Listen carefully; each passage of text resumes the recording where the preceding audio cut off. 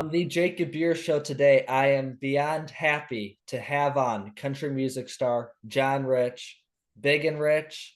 You're also your own artist that has released solo music over the years. You've also written so many songs on one of your guitars in like the room behind you. I saw you've wrote 650 songs on a single guitar, if I'm correct. So, how are you doing today? Man, I'm doing great. Yeah, I've been around a while. At a young age, started playing guitar, and my American dream was I'd sure love to be on country radio someday and play concerts, which is a pretty outrageous thing to want to do, and very unlikely that that would happen. But through a lot of hard work and sticking with it, managed to build a pretty good career out of it. For sure, no doubt about it. So let's get started. Of course, you came from the heart of Texas. You work very, very hard to get to where you're at. Today in America, we don't always see that. We see people who don't want to work. It's hard for anything, not just country music, but especially when it comes to trying to make it somewhere big in life or something. What was inspiring to you to want to push through such a hard career to make it, especially in the music and entertainment world? How are you inspired to do that? Well, as a kid growing up, my dad would always tell me, "Hey, John, you never know where you might wind up if you think big enough and work hard enough. You just never know." And I was also around his dad, my grandfather, a World War II veteran, a lot. I mean, I spent 20 something years around him a lot. And when you hear him talk, you realize the sacrifices that have been made by hundreds of thousands of people buried all over this planet, of Americans buried all over this planet who died so the rest of us, you and me, and anybody watching this interview, would have the right not to be happy, not to be successful. Those are not rights. The right to pursue those things, to pursue happiness, to pursue success, to pursue whatever it is your American dream is. And I think along the way, over these decades, that young people especially have fallen victim to a, a way of brainwashing, if you want to put it, that America owes you everything. America owes you success. America owes you whatever it is that you don't have or whatever it is you want. And that is the most unhealthy thing for an American to think that. That is a corrosive, cancerous thought process, because what it does is it creates this victimhood mentality that we see going on in our country. Hey, why don't I have everything I want when I want it? America sucks. America's terrible because look at what I don't have. But what they fail to realize is America was not based on that. It was based on simply the promise that we recognize your inalienable rights of life, liberty, and the pursuit of happiness, not and of happiness. And so I've always adopted that as my mantra day in and day out, that whatever your potential is as a human being, you should go exhaust that potential, whatever that is. God created you with great capabilities. He has great plans for you.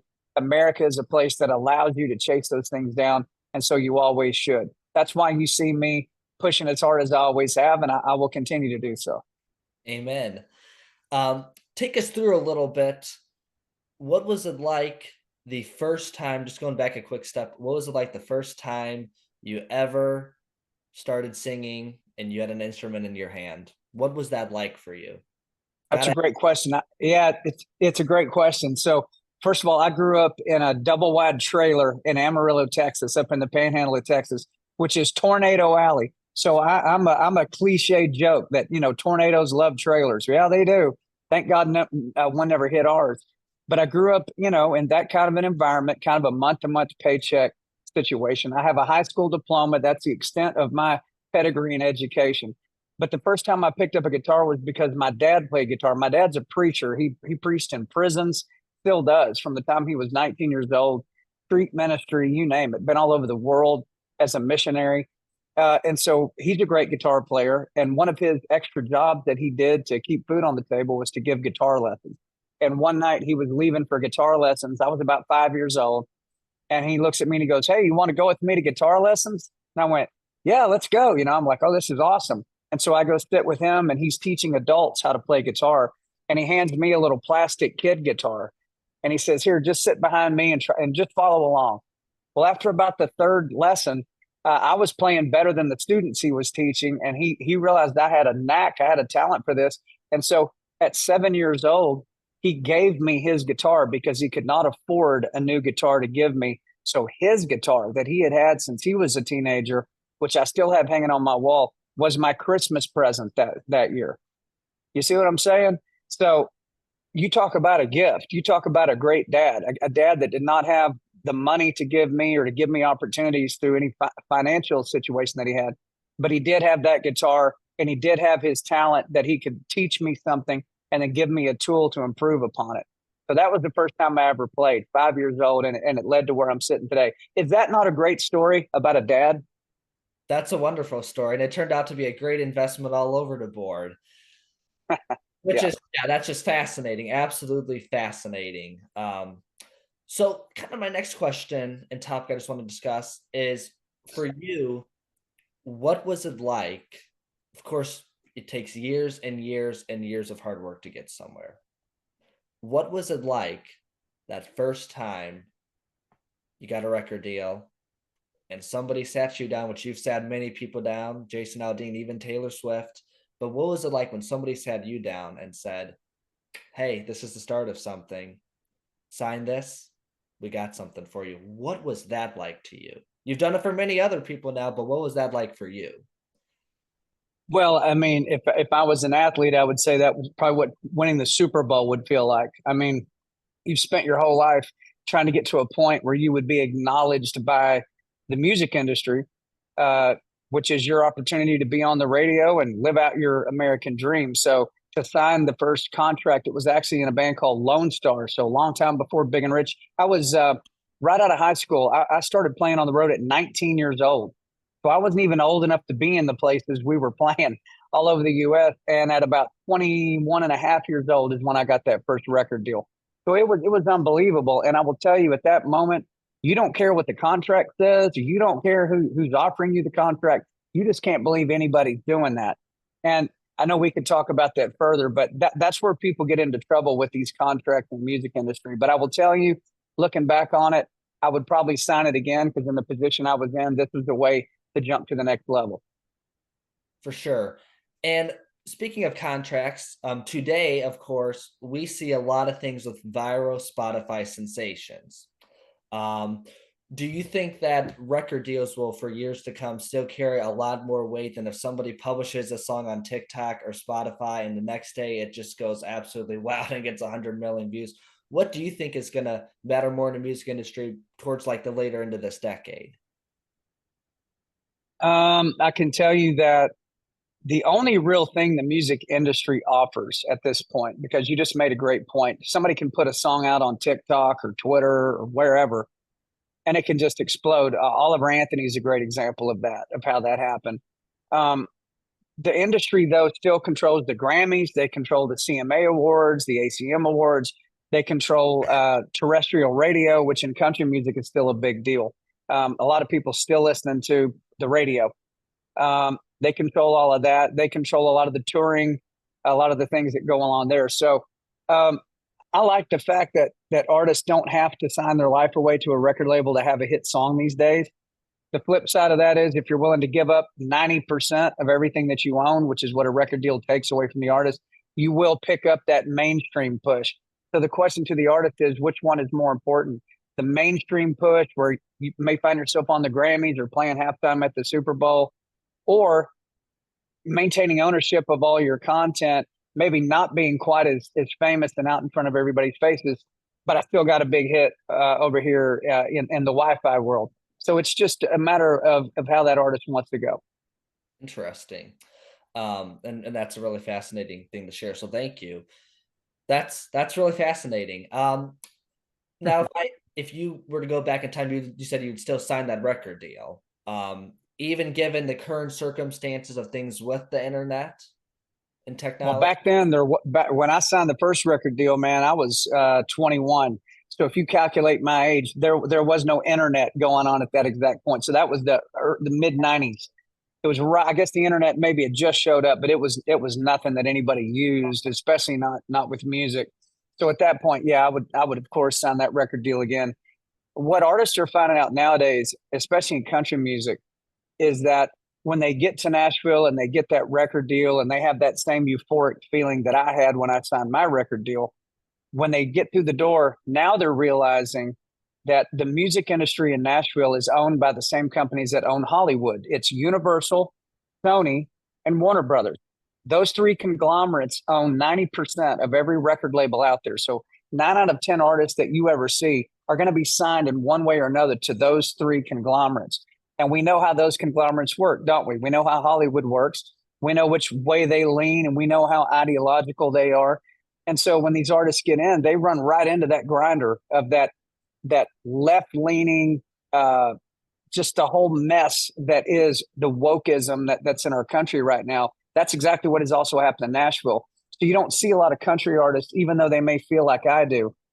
You don't see many of them stepping out there and putting their dukes up and calling a shot about a cultural topic or a political topic, because if they do, those record labels will come down on them. They could even drop them from their deal, make sure that they don't get played anymore.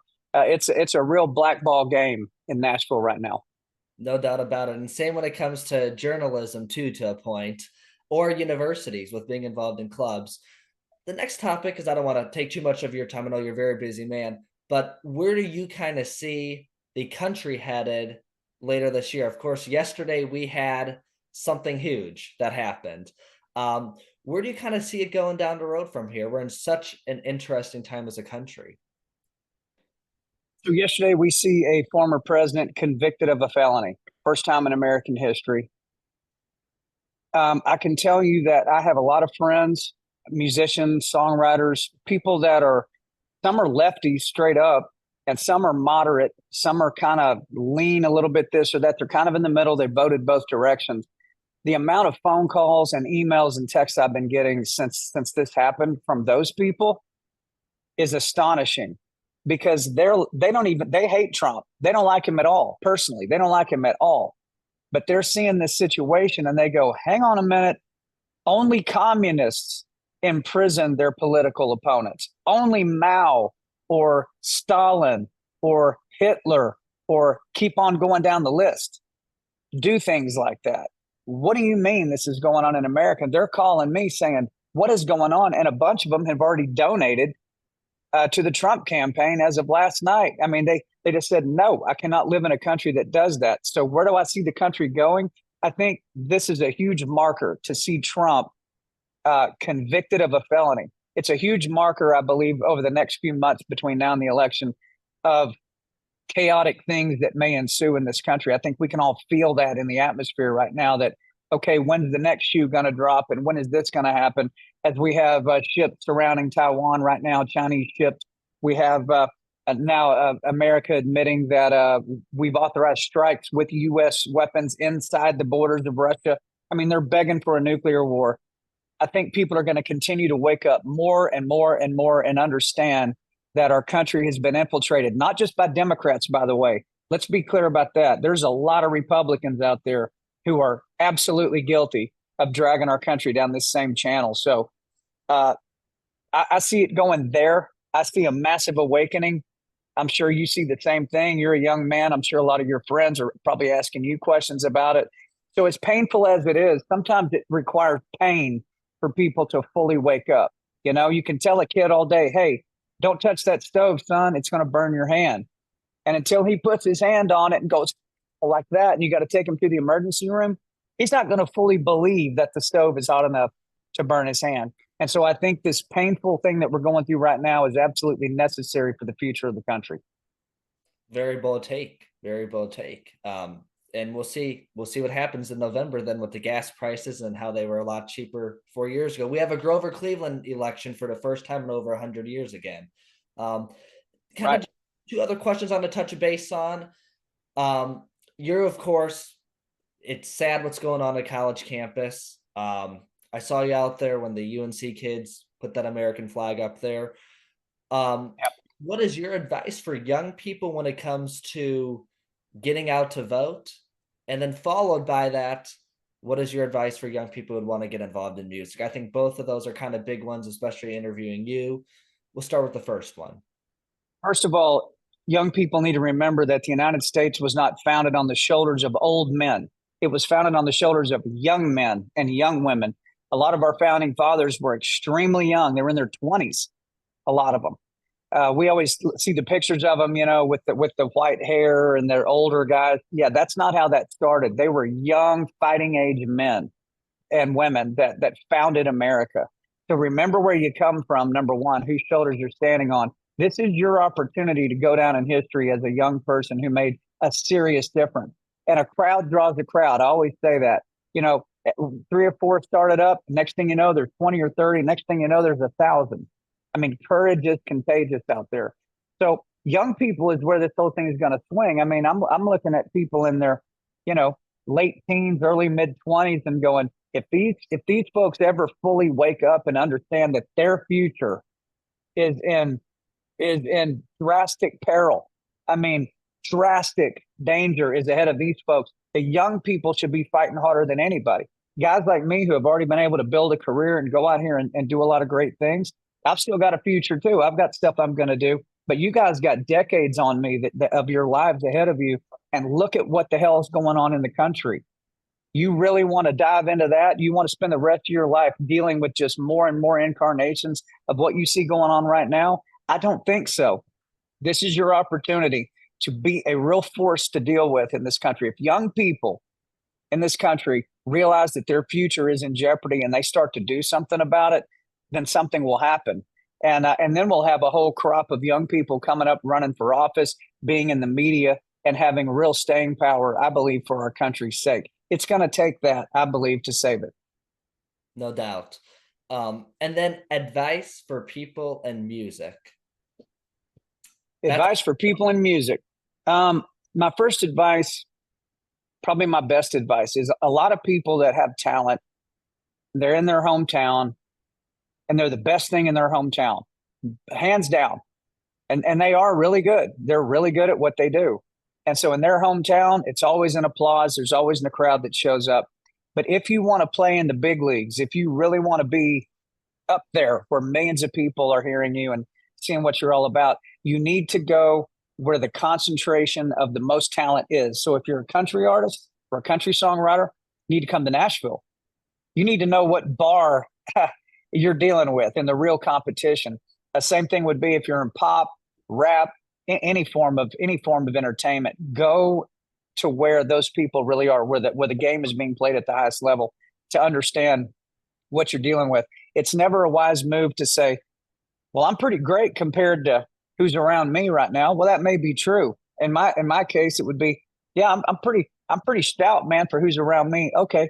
Well, am I stout compared to Johnny Cash? No. Am I really strong compared to Charlie Daniels or Tom Petty?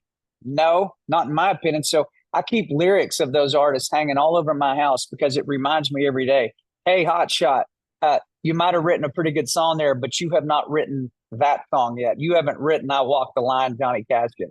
And so that keeps my head level and keeps me always pushing up. Art, the creative effort it's a subjective thing, and you never master it. You can never say, well, I've hit my potential as a creator. Never happens. You can always get better, always dig deeper, always push further. So for anyone out there who's a creative person, never be satisfied with your last effort. Very, very good point. And one last thing I want to add in, where can people go to find your whiskey brand? I'm in college, of course. Purdue is not as big a party school as IU. I want to put that out there. However, though, engineering and STEM majors do have a fun time still, especially as we were going through March Madness this last year. Where can people find it at? Well, if you're of drinking age, of course, redneckriviera.com. There's a store locator. You put your zip code in. I'm in over 10,000 stores right now across the U.S., so I promise you I'm all around anywhere you're going to search. But it was my effort to bring America's answer to Crown Royal, which was always my favorite go-to whiskey, which is Canadian blended. And I said, well, we need an American blended whiskey, and nobody had one. So Redneck Riviera American blended whiskey. I use American glass, American corks, American labels, and of course, American whiskey. It's under $25, and wait till you taste it. It is the easiest stuff you've ever sipped. And we give back 10% to the Folds of Honor. And to date, Redneck Riviera has generated $1.6 million back to college kids who lost a parent in combat or who have a parent that was 100% disabled. So there's actually kids in college today going to college subsidized through sales of this brand. So if you see it in your local store and you're of age, pick it up, check it out. Hit me on Twitter at John Rich or at True Social at John Rich. I always love to hear people's first impression of my whiskey. For sure, no doubt about it. And one last thing, do you mind saying boiler up, hammer down? Boiler up, hammer down. Thank you so much for joining the Jacob Buer Show today, and I can't wait to see you on the road sometime. I appreciate it, man. You keep up the great work. We're all proud of you and we're all supporting you. Thank you.